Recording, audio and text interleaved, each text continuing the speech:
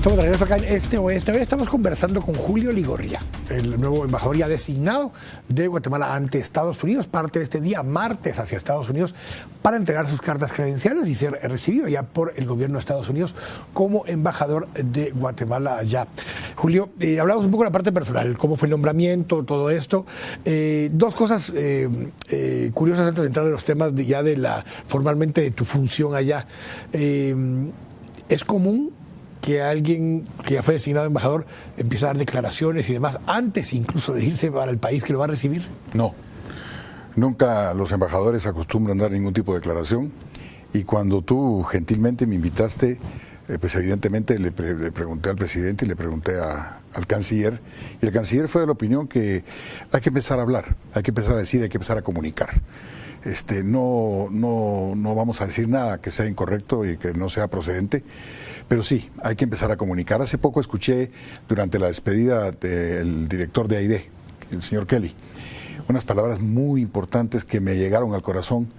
Primero, el señor Kelly dijo en la Embajada de Estados Unidos que él se sentía contento de salir de la manera en que estaba saliendo de Guatemala, culminando su carrera que ha sido brillante en AID, y se sentía contento porque había muchos temas en la mesa que antes no estaban sobre la mesa en discusión y que estaban discutiéndose y que se estaban trabajando tanto por los funcionarios de AID como por los funcionarios del gobierno de Guatemala.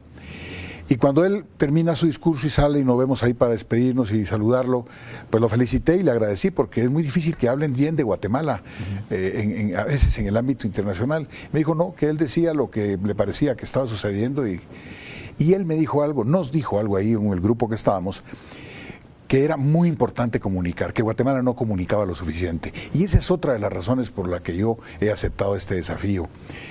Creo que hay muchas cosas que comunicar, positivas, y hay muchas cosas también que decir y que poder discutir y poner sobre la mesa con sinceridad, con franqueza, con respeto. Pero la idea es esa, comunicar desde el primer día, sin dejar pasar bajo ninguna circunstancia, ningún espacio, ¿verdad? Que quede la duda, que quede la confusión de si se hizo por esto, se hizo por aquello. La diplomacia de hoy ya no es la diplomacia versallesca de hace años.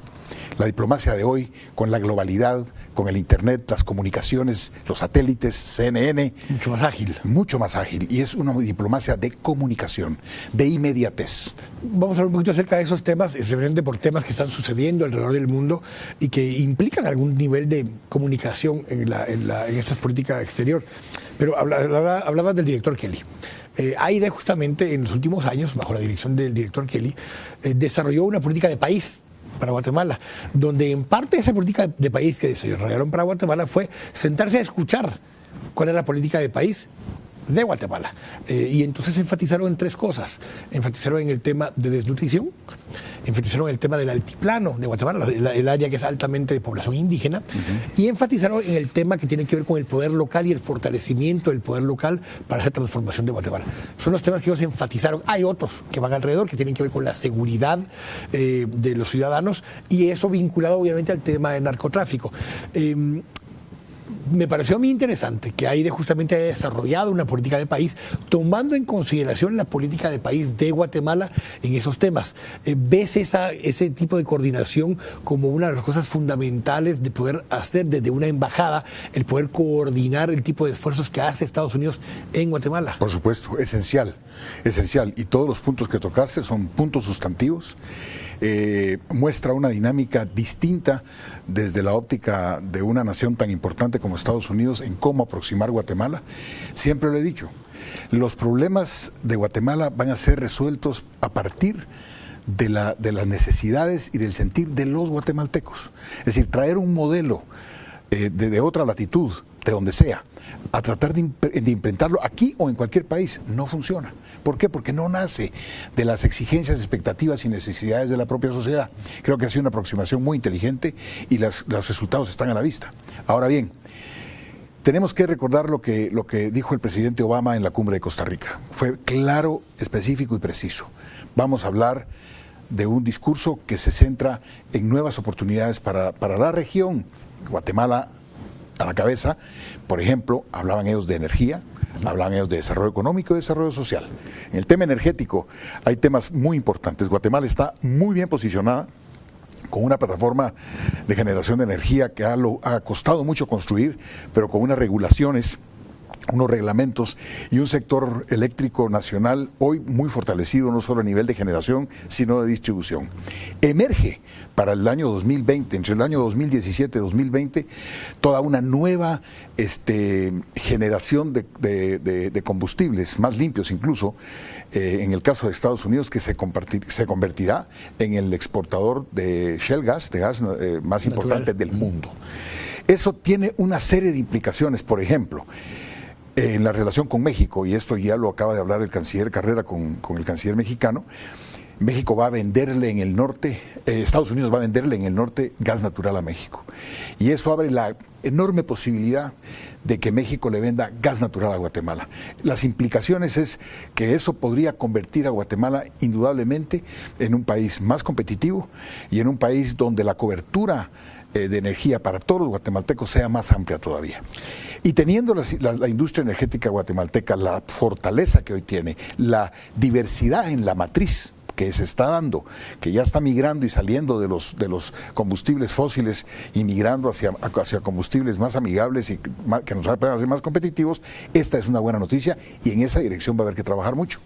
O sea, es una agenda mucho más compleja, mucho más amplia, que no abandona bajo ninguna circunstancia las agendas prioritarias de seguridad, de lucha contra el narcotráfico, ni mucho menos, pero que hablamos de una agenda amplia.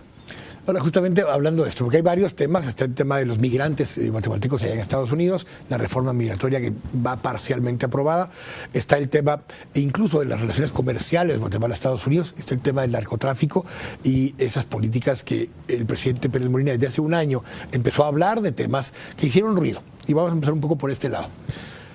Cuando toma posesión el presidente Pérez Molina, no viene una delegación de altísimo nivel en la toma de posesión. Sin embargo, semanas después, meses después, Otto Pérez Molina, presidente de Guatemala, es tema en la cumbre de Cartagena y es tema como una posición diferente a la que Estados Unidos había previsto que podía tener Guatemala con el tema de las drogas.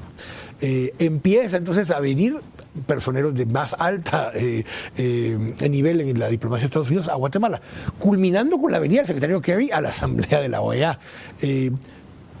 Hubo que haber algún zapateo de parte de Guatemala para que nos voltearan a ver qué fue lo que sucede en ese esquema y cómo ves esto, porque obviamente nos voltearon a ver, pero no sé si nos voltearon a ver con mucho agrado por el tipo de comentarios del presidente en un principio. No, la lectura que yo le doy es que en la medida en que ha evolucionado el gobierno, lo que estamos observando es, o cómo observan al gobierno, porque como bien lo dijiste, lo destacado de la participación internacional del presidente Pérez hay que ponerle atención. Y en ese sentido creo que los Estados Unidos, esa es la lectura que nosotros le damos, ha ido viendo cómo la seriedad, la firmeza y la consistencia en los criterios y en las políticas públicas del presidente Pérez van avanzando. No hay otra explicación. Porque el secretario Kerry, yo quiero recordarte que tanto el secretario de Estado como el canciller brasileño tenían ausencia en 4 asambleas de OEA. Y el hecho de que ambos hayan venido a la asamblea de OEA en Guatemala, pues envía un mensaje muy importante, envía mucha claridad sobre la gestión también muy consistente del canciller, ¿verdad? Y la comunicación de lo que el presidente está haciendo y está logrando. Te recordarás que también fue el primer presidente en la historia de Guatemala invitado al Foro Económico Mundial en Davos, que son actos que parecieran no tener trascendencia, pero que la tienen de una manera importantísima. Entonces, en ese sentido, por ejemplo, ya se está hablando por parte de México, Guatemala, la posibilidad de empezar un diálogo que llamarían el diálogo de la trilateral Estados Unidos, México y Guatemala. Y eso sube mucho el nivel de la política exterior del país, porque México y Estados Unidos tienen un diálogo bilateral intensísimo.